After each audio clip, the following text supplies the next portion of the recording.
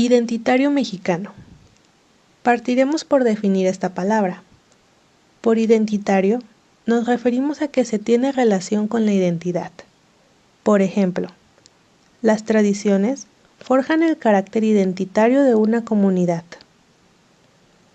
La identidad se liga fuertemente con el mito, base de la cultura y con la política, fundamento del orden social que también deviene del mito y forja la identidad.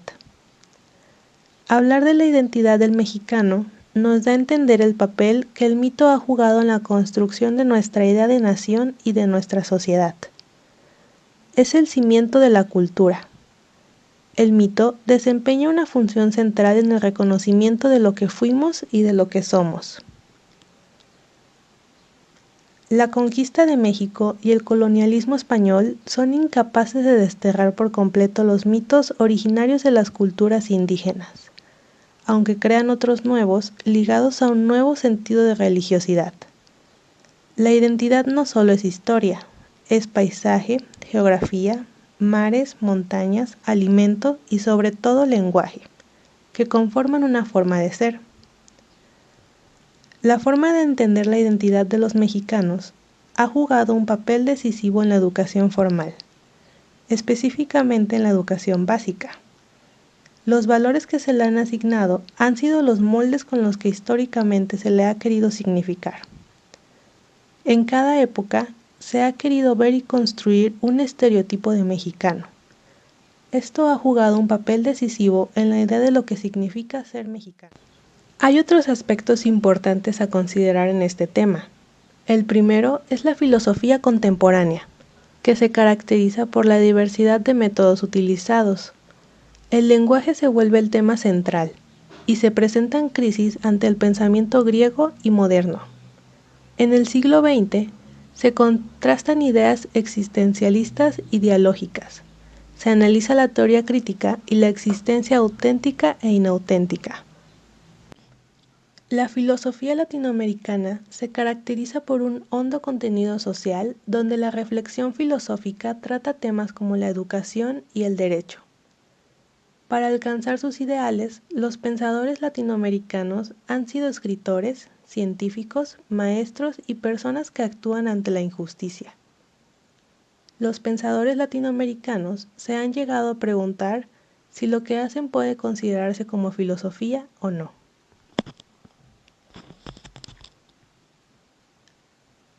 La filosofía de la liberación es un movimiento filosófico que surge en la década de 1970 en Argentina. Tiene una relación con el auge de la sociología junto a la dependencia y liberación. La corriente adopta una postura fuertemente crítica de la filosofía clásica y propone un pensar desde la situación de los oprimidos y la periferia. Para ello, la filosofía de la liberación elaboró un método de relación de lo universal con lo particular, denominado analéctica. La filosofía de la liberación propone determinar la relación entre el pensar filosófico y la realidad latinoamericana. Es decir, el pensamiento debe unirse a la acción para eliminar toda manifestación de dependencia y lograr su auténtica libertad. La filosofía de la liberación busca también realizar una filosofía auténtica, es decir, una filosofía netamente latinoamericana. Sobre ello, se llegaron a topar con muy variadas discusiones, pues la disyuntiva sobre su posibilidad ha sido una constante, aún en nuestros días. La filosofía de la liberación parte, reflexiona y hace filosofía desde su momento concreto, desde su situación y desde sus necesidades, lo cual arrojará nuevos conceptos y nuevas categorías. Tiene como objetivo central distanciarse del yugo de la filosofía occidental. Si bien su objetivo no es deshacerse de todas las concepciones de esta, así como de sus categorías, sí busca modificar el eje de la filosofía como tal, o quizás, mejor dicho, pretende partir de otro punto. La identidad es un aspecto básico en la vida de las personas, las instituciones y los países. Una identidad bien conocida y aceptada te permite entender cuál es tu ubicación en el mundo, tu rol, tu misión y tus objetivos. En efecto, saber quién soy implica que conozco de dónde vengo y a dónde voy. México ha pasado en distintas etapas desde su independencia, por un proceso largo de búsqueda y encuentro de su propia identidad. La identidad mexicana es de gran riqueza cultural, llena de matices, resultado de complejos procesos de mestizaje y fusión.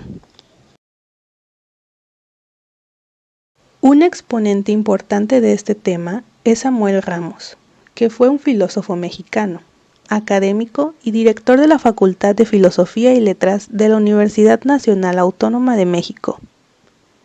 Son muy relevantes sus textos acerca de la identidad y la psicología del mexicano. Algunas de sus ideas principales son: lo esencial de la cultura mexicana radica en la estructura de los mexicanos, en el desarrollo de la historia y en la manera de ser del hombre que se moldea a partir de su circunstancia.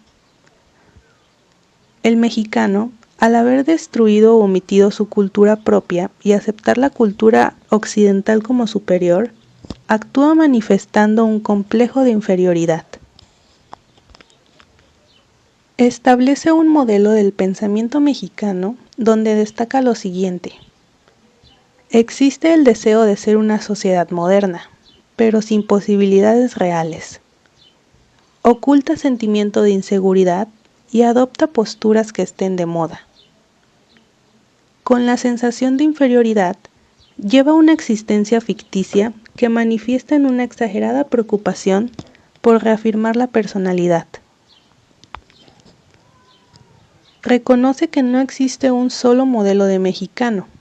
Lo mejor, para no equivocarse, es considerar que no existe ningún modelo de lo mexicano.